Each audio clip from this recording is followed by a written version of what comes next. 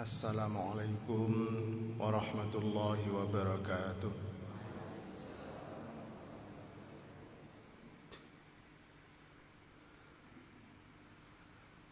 Alhamdulillahilladzi hadana lihada wa ma kunna linahtadiya laula an hadana Allah. Ashhadu an la ilaha illallah wahdahu la syarika lah wa ashhadu anna Muhammadan abduhu wa rasuluh la nabiyya ba'dah. Allahumma salli wa sallim wa barik ala nabiyyina Muhammad wa ala alihi wa ashabihi wa man tabi'ahum bi ihsanin ila yaumiddin wa ba'du. Bapak-bapak, ibu-ibu, saudara-saudara sekalian, jamaah subuh Masjid Bale Muhammadiyah rahimakumullah.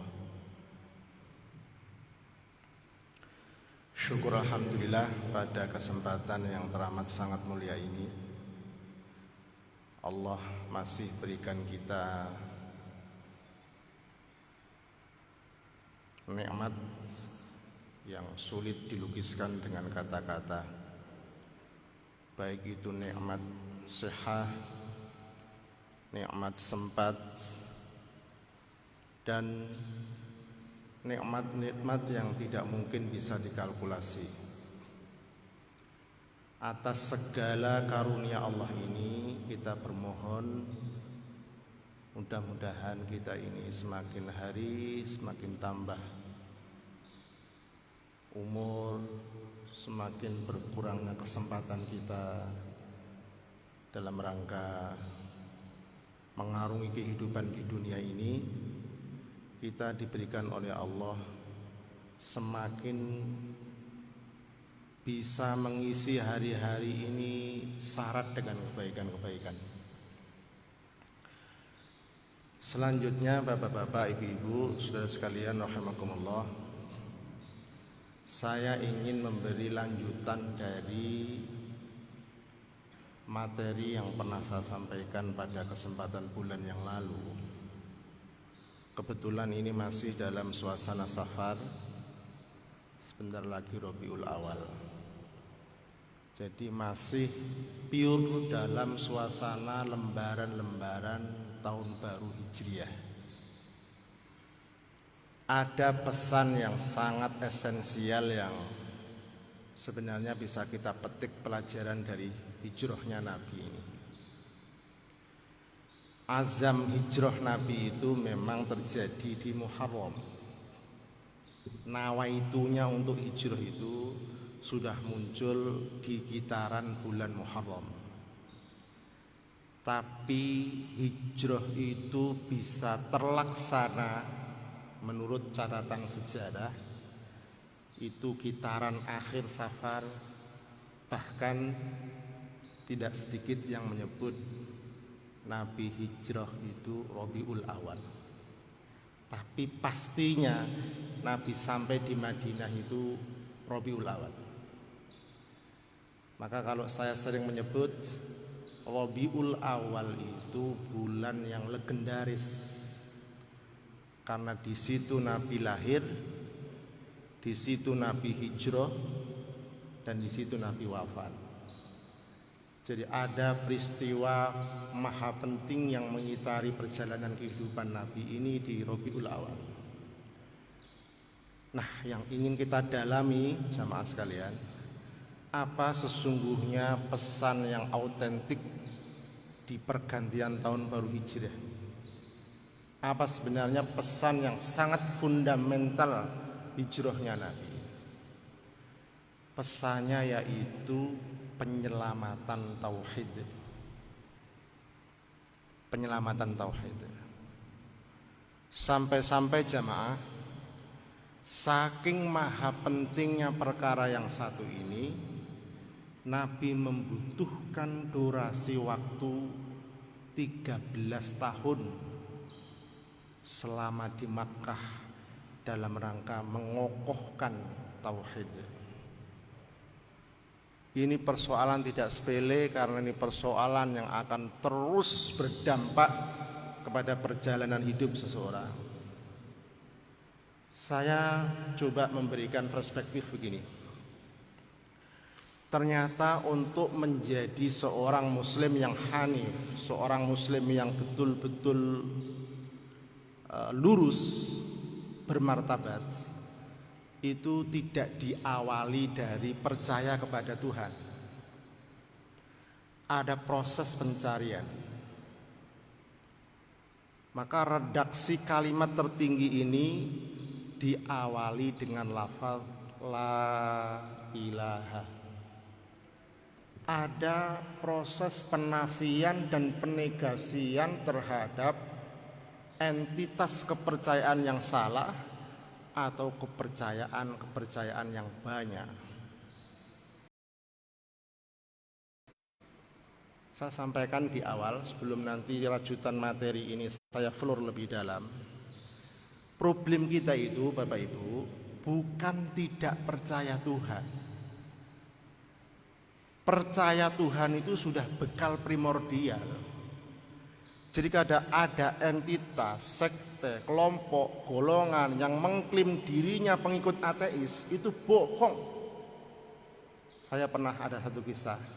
Mari kita renungkan kisah ini. Satu waktu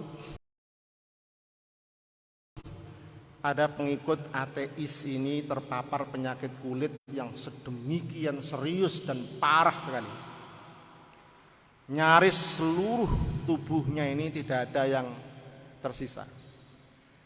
Mukanya hancur, digerogoti virus ini. Dia sudah berobat di rumah sakit terkemuka, di dokter-dokter yang dianggap mumpuni, tapi hasilnya nihil. Satu ketika biidznillah, atas izin Allah, dia berobat di klinik, sebenarnya klinik kecil. Itu kalau urusan jodoh berobat dan yang lain-lain itu bukan perkara rumah sakit besar. Kadang di sudut-sudut desa itu ada di sana Allah kirim obatnya. Melalui herbal tumbuh-tumbuhan itu kadang-kadang juga kalau jodoh. Nah ini kebetulan jodoh. Di klinik yang tidak terlalu besar ini dia berobat dan alhamdulillah obatnya ini efektif. Tidak lama, step by step, penyakitnya ini terrecovery. Kulitnya pelan-pelan pulih. Begitu dia sembuh, dia terus bercermin si ateis ini. Orang yang mengklaim dirinya tidak percaya Tuhan. Dia bercermin, itu dilihat wajahnya sudah mulus kembali. Apa lontaran kalimat yang pertama-tama keluar dari lisannya si ateis ini? Dia bilang, oh my God. Itu penjenengan pikir dalam-dalam. Oh my God.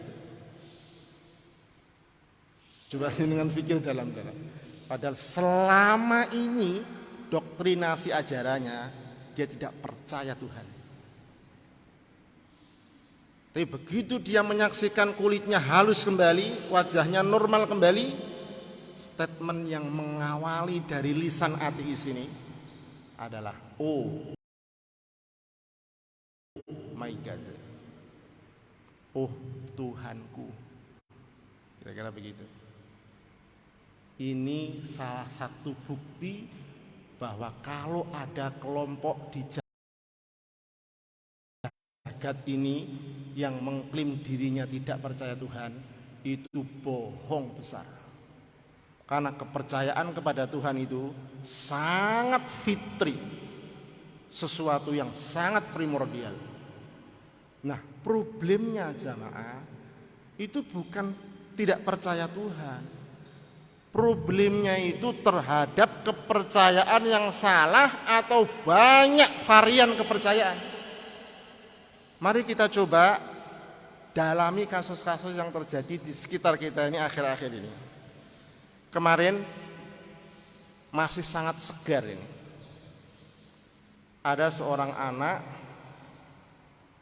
dilukai matanya ini oleh kedua orang tuanya didukung kerabatnya. maunya jendela dunia anaknya ini mau saya nggak bisa membahasakan itu. Sangat ternyuh kita, sangat prihatin. Untung berdasarkan informasi dokter, kornea anak ini masih bisa diselamatkan. Kenapa orang tua sampai sedegel itu? Karena dia termakan oleh kepercayaan palsu, pesugihan. Kakaknya yang sudah terlebih dahulu menjadi korban itu dengan cara digelonggong air 2,5 liter, air campur garam. Panjenengan bayangkan, air campur garam 2,5 liter digelonggong di anak ini, mati. Dan sebelum itu panjenengan juga masih terngiang-ngiang ingatan kita. Dalam waktu yang tidak lama, balita perempuan masih di bawah umur usianya yang jelas, dia direndam di kolam kamar mandi sampai mati. Coba panjenengan bayangkan, itu dilakukan oleh orang tua sendiri. Kenapa hal itu sampai tegel dilakukan? Karena dia terbelenggu dan termakan oleh kepercayaan yang salah. Saya tarik ke belakang ya atas fenomena-fenomena ini dalam rangka memberikan penekanan terkait materi yang ingin saya coba flur di kesempatan ini. Dulu kita masih sangat ingat ada seorang anak berasal dari Jombang, namanya Ponari. Masih ingat bapak-bapak, ibu-ibu peristiwa ini? Namanya itu kalau tidak salah namanya Ponari. Dia diindikasi punya semacam benda, yang benda itu diklaim bisa menghadirkan kekuatan magic yang luar biasa, tergantung kepercayaan orang itu. Dia mau dipakai apa, kira-kira begitu. Sampai-sampai orang senusantara ini pandangannya fokus ke situ, dan tidak sedikit yang terpapar. Dalam konteks terpaparnya kepercayaan-kepercayaan absurd ini, kepercayaan-kepercayaan sumir ini, kepercayaan-kepercayaan palsu ini tidak memandang background pendidikan dan asal orang. Saya suguhi fakta ini. Setelah kasus Ponari itu ada kasus yang dipelukkan sedemikian gegap gempitanya, yaitu propagandanya taat pribadi. Masih ingat bapak-bapak, ibu-ibu? Dimas yang mengklaim dirinya bisa mereproduksi uang, nggak tanggung-tanggung, ma'asyarul muslimin rahimakumullah. Seorang yang berkapasitas intelektual yang mumpuni, saya tidak usah sebut namanya, dia pentolan ormas yang sangat disegani. Kalau saya tidak diizinkan, dia sudah terpapar, nyaris terpapar. Saya tilik dari argumen-argumen pembelaannya kepada taat pribadi, luar biasa. Masih ingat peristiwa itu bapak-bapak, ibu-ibu? Seorang akademisi, seorang tokoh ormas terkemuka, salah satu pentolan ormas terkemuka, mumpuni kapasitas intelektualnya, bisa hampir terpapar. Ternyata setelah saya bedah sejarah dunia, tidak ada satupun negara yang terbebas dari terpaparnya virus kepercayaan yang absurd ini. Saya kasih contoh. Kita mulai dari negara-negara yang terbelakang, Afrika. Kalau secara rasio, negara terbelakang terpapar itu kan logika kita mengatakan lumrah. Wong orang terbelakang, pendidikannya rendah, wajar kira-kira begitu. Di Afrika itu bapak-bapak, ibu-ibu, pernah ada satu sekte yang sekte itu didoktrinasi kepercayaan bahwa hari H ini mestinya terjadi kiamat. Dan menurut kepercayaan mereka pasti terjadi kiamat. Itu ajaran intinya. Tetapi ma'asyarul muslimin rahimakumullah, setelah hari yang ditunggu-tunggu itu hadir, apa yang terjadi? Nggak ada apa-apa. Tidak terjadi kiamat. Apa yang dilakukan oleh pengikut sekte ini di Afrika ini, kelompok sekte ini kemudian melakukan bunuh diri massal tanpa terkecuali. Jadi begitu hari ini tidak kiamat, mestinya terjadi kiamat, kok tidak sesuai fakta yang didoktrinkan selama ini, mereka kemudian saat itu juga melakukan tindakan dramatik dengan cara bunuh diri massal. Tidak ada satupun yang tertinggal. Saya kasih contoh di negara yang mereka mengklaim dirinya sebagai negara superpower, Amerika. Di Amerika itu terlalu banyak untuk disebut sekte-sekte yang terbelenggu dengan kepercayaan palsu ini. Nyaris tidak kenal kelompok dan background pendidikannya. Hampir terlalu banyak untuk disebut. Saya kasih contoh faktual yang sangat dekat dengan negara kita ini, Asia. Tidak tanggung-tanggung, negara high teknologi, Jepang. Di Jepang itu pernah ada satu sekte kelompok yang karena doktrinasi ajarannya mereka kemudian melakukan tindakan arogan yang di luar batas, yaitu dengan cara meracuni seluruh penumpang kereta api bawah tanah. Jadi jenengan bayangkan, tindakan-tindakan yang di luar kontrol nalar itu dilakukan sebab palsu.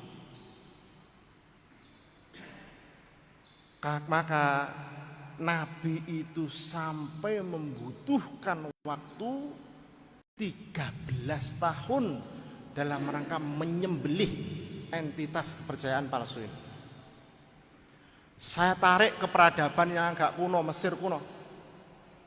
Di Mesir kuno itu bapak-bapak, ibu-ibu sekalian rahimakumullah, pernah ada satu kepercayaan bahwa untuk menurunkan hujan itu mereka harus melarung tumbal. Dan tumbalnya itu bukan dari makhluk yang lain. Tumbalnya itu adalah dari gadis di negara itu yang dipilih paling cantik nomor wahid. Itu yang nanti diceburkan di Sungai Nil itu. Apa yang terjadi? Memang betul. Tidak lama setelah proses-proses tumbalisasi ini mereka lakukan, turunlah hujan itu. Lebat sekali. Hujannya tidak tanggung-tanggung. Karena hujan ini sekaligus nanti untuk mengairi sebagai irigasi pertanian mereka. Jadi mereka itu mengenal musim hujan itu dengan cara melakukan tumbal, Pak. Kalau kita akan ditandai saja misalnya untuk tahun ini, alhamdulillah musim penghujannya sepertinya maju. Yang biasanya September itu kan kata orang kita kan filosofinya kan sate sumber September itu. Tapi sekarang alhamdulillah panjenengan syukuri di masa kita yang masih sulit ini hujan sudah turun. Tapi orang Mesir kuno beda. Untuk menghadirkan hujan mereka perlu mengadakan satu kontrak-kontrak tumbal dengan cara menceburkan gadis cantik itu di Sungai Nil. Masa jahiliyah dulu kalau saya boleh sebut, Umar ibnul Khattab juga terpapar. Apa yang dilakukan Umar ibnul Khattab di masa jahiliyahnya? Dia mengubur anak perempuannya hidup-hidup. Kalau sekarang kejadiannya anak direndam, sebenarnya ini ya 11-12, cuman caranya saja. Anak dilukai matanya, anak dimacam-macamkan, dulu pernah terjadi, bahkan di masa jahiliyah Umar ibn Khattab itu pernah terpapar dan anak perempuannya itu dikubur hidup-hidup. Jupi panjenengan resap-resapi. Ini kan sebenarnya perkara yang tidak sederhana. Ini perkara yang sangat serius. Dan kalau jenengan mau jereng secara objektif, kepercayaan begini itu sampai detik ini survive.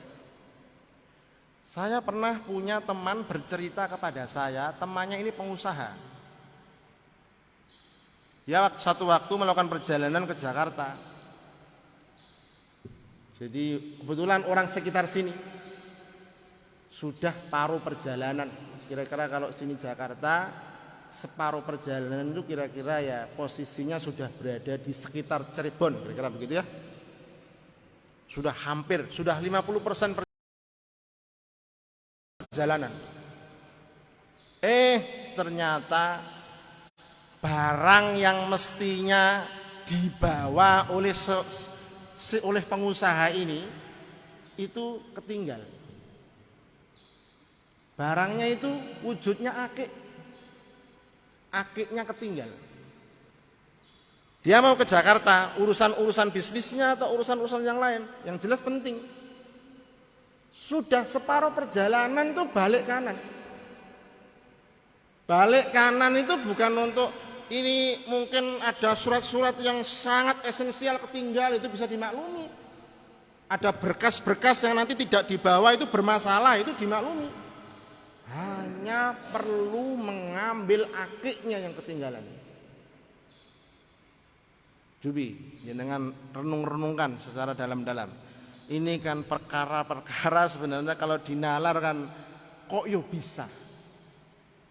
Itulah dahsyatnya pembelengguan kepercayaan. Tidak sederhana. Bahkan mumpung ini masih segar sekali di ingatan kita, kita baru saja keluar di era bulan-bulan Muharram. Saya tidak tanggung-tanggung menyebutnya. Kita ini, bahasa saya, kita ini kan masih sangat kental dengan kepercayaan bahwa kalau Dzulqa'dah itu bulannya Dzulqa'dah. Dzulqa'dah itu kan include menjadi bulan Muharram. Bulan Muharram itu ada Rajab di situ, ada Dzulqa'dah di situ, ada Dzulhijjah di situ, dan Muharram itu sendiri. Kita ini sampai detik ini, saya sebut sampai detik ini, itu masih syarat dengan kepercayaan bahwa kalau Dzulqa'dah itu jangan menyelenggarakan acara-acara penting, termasuk akad nikah, termasuk resepsi pernikahan. Fakta loh ini, bukan cibiran. Ini sesuatu yang sangat mendasar. Nggih, mboten para jamaah. Kalau saya mungkin keliru coba diingatkan. Orang Jawa nyebut Dzulqa'dah itu bulan Selo. Selo itu filosofinya kesesalan Allah. Coba, Selo itu filosofinya kesesalan Allah. Jadi jangan coba-coba melakukan ritual atau acara-acara penting di bulan ini. Nanti digeruduk Allah. Coba. Ternyata para jamaah, sesuatu yang membigroni kita bernegatif thinking model begini ini, itu kalau dinarasikan dalam sudut pandang kajian keislaman dan kajian psikologi modern, itu sangat ilmiah. Ada satu buku para jamaah, buku ini berbahasa Inggris. Judulnya buku ini Beyond Psychology. Ini buku yang ditulis oleh seorang psikolog modern. Buku ini tidak serta-merta catatan ilmiah pure dari lembaran-lembaran kampus, tapi dia sangat aksiologis. Jadi memang digali dari perspektif-perspektif yang terjadi. Dalam buku ini dinarasikan, Bapak, Ibu, orang kalau biasa sudah terbelenggu dengan kepercayaan yang salah, hampir saya kalkulasi bahasa matematiknya, hampir sebagian besar apa yang di negatif thinking itu terjadi. Kenapa kok orang itu tidak mau menikahkan anaknya di bulan Selo? Kesesalan Allah. Dia sudah di briefing kepercayaan yang salah. Nah, menurut psikologi modern, dalam konteks orang kalau sudah terbelenggu dengan kepercayaan-kepercayaan yang negatif begini ini, kepercayaan-kepercayaan yang palsu seperti ini, hampir sebagian besar terjadi. Ini bahasa psikologi modern disebut dengan konsep diri. Jadi Pak, Bu, saudara, kalau kita pingin hidupnya itu dilapangkan selapang-lapangnya, menurut Bien psikologi ini, buku psikologi modern ini, biasakan berpikir positive thinking. Di buku itu disebut positive thinking. Yang negatif, negative thinking. Bahasa kita husnudzon, suudzon. Kalau kita ingin digerojok oleh Allah keberkahan-keberkahan, seluruh manifest kehidupan kita ini pure dengan kemaslahatan-kemaslahatan, biasakan berpikir dan bernarasi husnudzon. Saya ada cerita kebetulan orang tetangga saya sendiri. Jadi ini nelayan dia. Jadi ketika dia itu berlabuh di lautan, satu waktu ikan ini terapung. Dia itu spontan kok ngambil pisau, terus ikan ini disabet, putus sama sekali. Nah waktu itu ini terjadi, saya bisa bercerita karena tetangga saya. Waktu itu dia ini istrinya lagi hamil. Sepanjang pasca peristiwa dia khilaf memotong ikan yang sebenarnya caranya kan tidak begitu. Itu dia kepikiran, engko dadak anakku cacat, engko nang anakku cacat, engko nang terus begitu. Dia bercerita kepada saya. Ternyata bapak-bapak anaknya lahir, apa yang terjadi? Baunya yang kanan ini anaknya tidak sempurna, cuman segini. Potongannya itu persis sebagaimana potongan ikan yang dia sabet itu. Fakta loh ini Pak, bukan isapan jempol loh saya cerita ini, tetangga saya sendiri.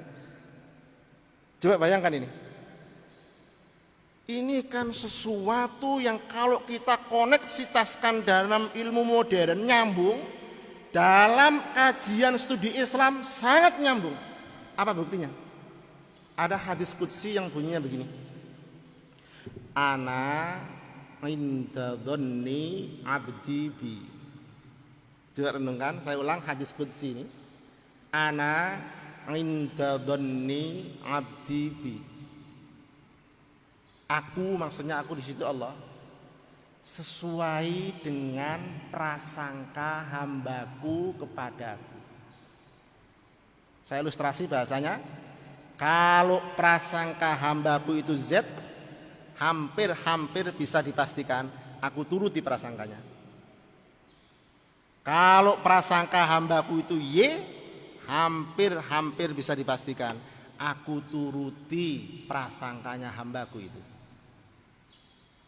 Saya ulang, sangat ilmiah ini, bukan ilmu magic, ini sesuatu yang mendasar yang perlu kita ketahui bersama supaya kita punya konsep diri dari background tauhid ini luar biasa.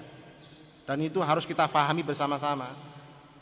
Maka saya pesan, kalau jenengan itu selo, bulan selo menurut jenengan itu jenengan masih ragu-ragu, yo aja nekat. Sebenarnya kayak ragu-ragu santriwan-santriwati Bali Muhammadiyah nggak pantes. Kok ragu-ragu nekahno anake bulan dulu kok dai ora pantes. Wong santriwan-santriwati Bali Muhammadiyah kok gak pantes. Sudah ada, saya tidak, karena terlalu banyak sudah teman-teman yang menikahkan anaknya di bulan dulu kok dah penuh berkah. Ya dia pikirannya memang positif. Wong itu bulan Muharram kok panjenengan maknai bulan yang selo itu kan aneh itu sebenarnya. Itu kan bulan yang dimuliakan, bulan yang penuh berkah, bulan yang penuh maslahah. Lah kok panjenengan karena kemudian background animisme, dinamisme, kepercayaan masa lalu, kok panjenengan kemudian narasinya tersumbat dan terbatasi. Itu kan sebenarnya kan prihatin kita. Dan nuwun sewu, sampai detik ini itu dipegangi itu.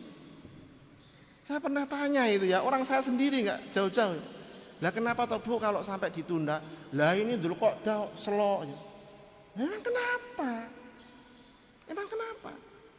Sejatinya pertemuan yang lalu kan saya sudah sebut, seluruh manifest waktu itu baik kok. Yang ada narasinya itu ada baik, ada yang sangat baik. Saya contohkan ya, hari-hari ini, hari Ahad. Hari Ahad itu kalau bahasa saya kan hari Tauhid itu. Al-Ahad, itu kan hari Tauhid itu. Tidak ada selo-selonan. Tidak ada keseribet-keseribetan. Adapun itu ada Sayyidus Syuhur Ramadan, memang begitu. Adapun itu ada 4 bulan yang disebut Nabi sebagai bulan Muharram, memang begitu faktanya. Tapi jangan sampai narasi perspektif paradigma kita itu dipenjara dan dibelenggu oleh kepercayaan masa lalu yang tidak berdasar. Mohon maaf, ada bahasa Sunda. Saya tidak hafal terminologinya bahasa Sunda ini, tapi saya transformasi dalam bahasa panjenengan. Orang kalau biasa berperspektif negatif itu kata orang Sunda. Saya bahasakan ya, jenengan dalami bahasa ini. Sangat mendasar bahasa orang Sunda ini. Sayang saya tidak hafal bahasa aslinya. Tapi kalau saya terjemahkan dalam bahasa yang mudah difahami, kira-kira begini orang Sunda ini. Orang kalau biasa berpikir negatif thinking atau suudon itu kata orang Sunda, mau keluar rumah terjepit pintu, mau minum air tumpah airnya. Mau naik kendaraan, kendaraannya mogok dalam waktu bersamaan. Ruwet mboten? Ruwet mboten Bapak Ibu niki? Saya ulang ya. Coba jenengan dalami betul nih statement filosofi bahasa Sunda dalam rangka memperspektifi kajian yang saya berikan Ahad ini. Mau keluar rumah kejepit pintu. Mau minum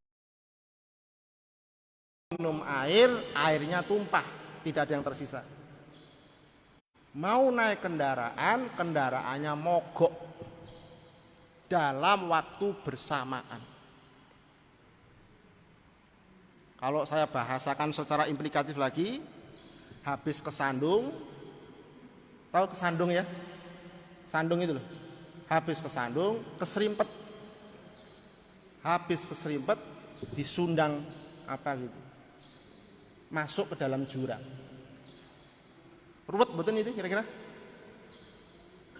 Lah kok panjenengan tetap menguri-uri kepercayaan yang ruwet begini? Kenapa kepercayaan yang ruwet ini sampai detik ini kok survive? Kenapa? Karena jenengan percaya.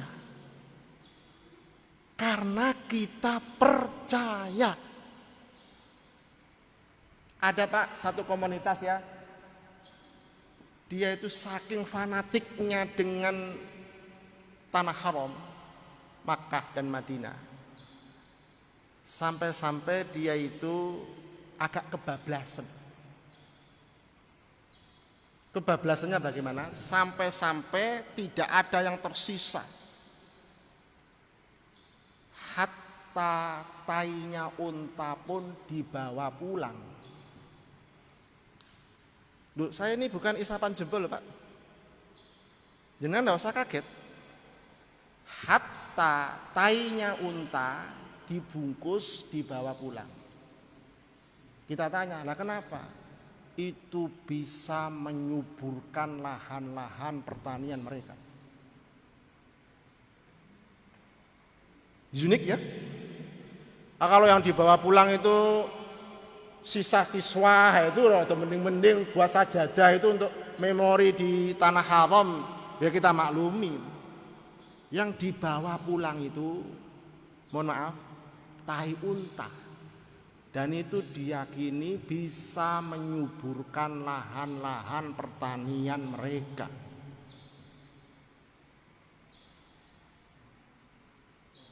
Sudah cukup Pak kisah ini? Saya tambahi. Ini orang kalau menjelang pemilu, ya ini fakta loh, objektif loh, rahasia umum sudah. Tidak sedikit publik figur kita ini yang kemudian ingin mengamankan kursinya itu dengan cara mendatangi paranormal. Loh ini rahasia umum kok. Fakta ini, bukan ilusi, fakta. Wong yang berperilaku itu cerita kepada saya kok, fakta. Ngantri luar biasa itu. Dan yang perlu kita tahu, kontrak-kontraknya ini kadang-kadang di samping tidak masuk akal, menjijikkan.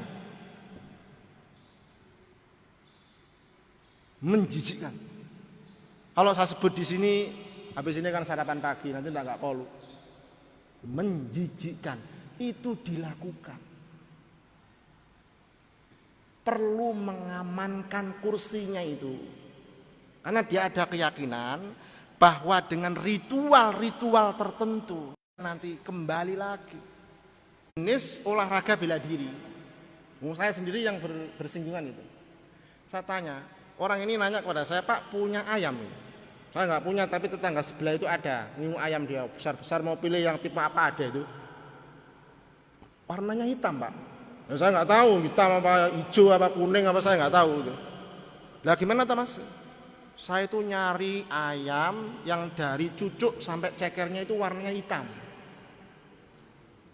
Lah saya jane-jane nggih mboten gagas, terus saya nyeletuk. Lah untuk apa gitu? Untuk kenaikan sabuk. Jadi untuk kenaikan sabuk, kenaikan tingkat, pendekarnya itu ditingkatkan levelnya kira-kira itu. Kalau kita dalam narasi militer itu bintangnya dari mungkin bintang 5 ke bintang 7 kira-kira begitu. Untuk menempuh bintang 7 itu kan perlu ayam yang warnanya serba hitam.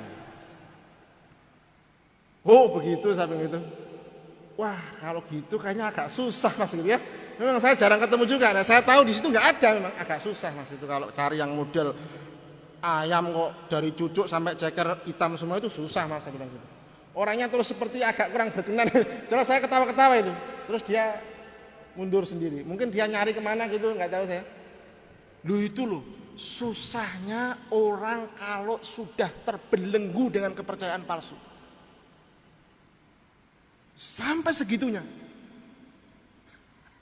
Ini supaya agak lengkap juga. Ada orang yang ikat pinggangnya ini, mohon maaf, ikat pinggang saya stud ya. Stud itu studnya memang agak mungkin bikin made in sendiri, barangkali pesan. Di dalam stud itu penuh dengan kertas-kertas. Loh ini saya tahu sendiri, penuh dengan kertas-kertas. Jadi stud yang besar itu dilubangi sendiri, itu diisi dengan itu bahasa mereka raja-raja itulah kira-kira begitu.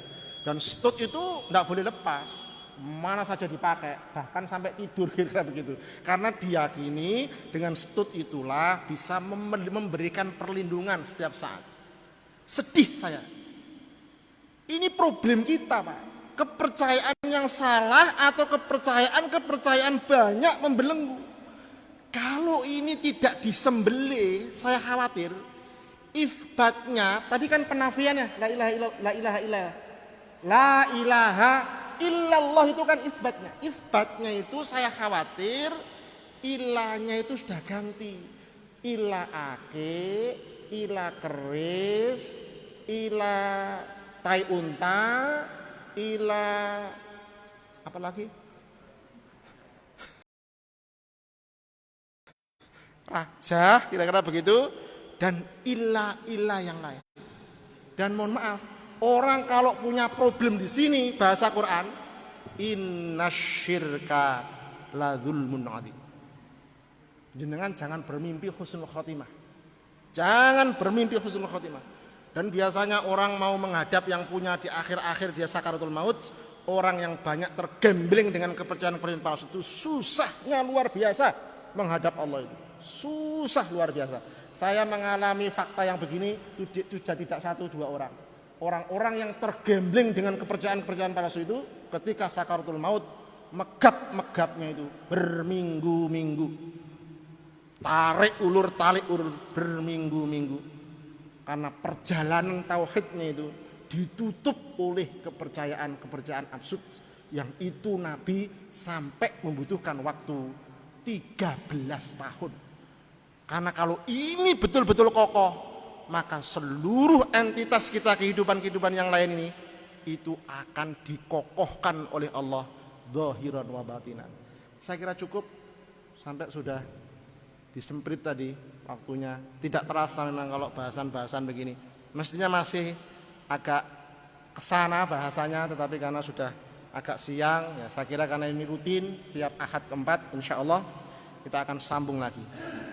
Jaga tauhid sampai kapanpun dan sembelihlah kepercayaan-kepercayaan absurd itu, kepercayaan-kepercayaan palsu ini, karena ini bakal mengganggu atribut-atribut keagamaan kita.